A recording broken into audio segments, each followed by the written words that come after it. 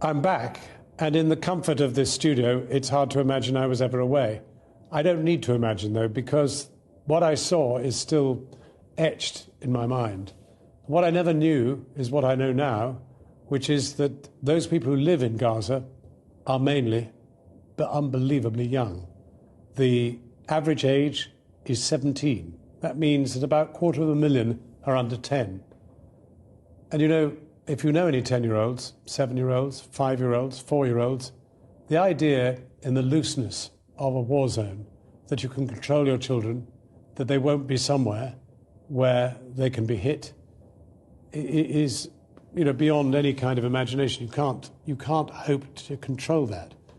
So that in a very densely packed urban area, if you decide to throw missiles, shells and the rest, then undoubtedly you will kill children. And that is what they're doing. There was one specific moment that stood out above all others, and that was penetrating the 3rd floor of the Shiva Hospital, one of 2 floors dedicated to children. That's where I met Maha, terribly crippled by shrapnel that had penetrated her spine.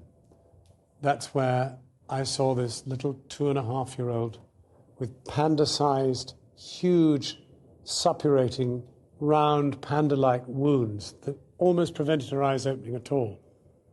They were the consequence of a broken skull and a fractured nose. I can't get those images out of my mind. I don't think you can either, because they've been everywhere. They are the essence of what is happening in Gaza.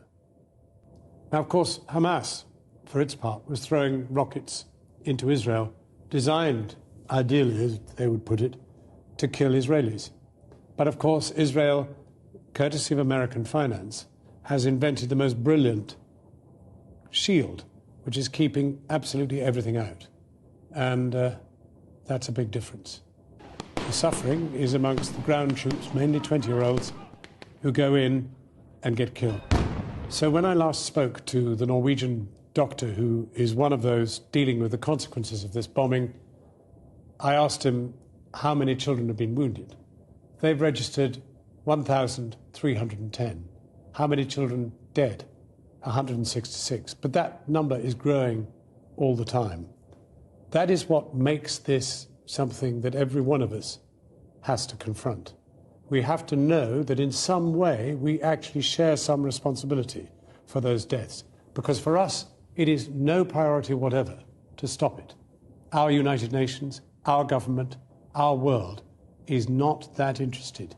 The fact that you're watching this, that you've chosen to watch it, means that you're actually motivated to do something. And that, in the end, is the greatest hope the people in Gaza have.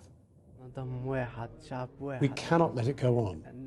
If our reporting is worth anything, if your preparedness to listen and watch and read is anything to go by, together we can make a difference.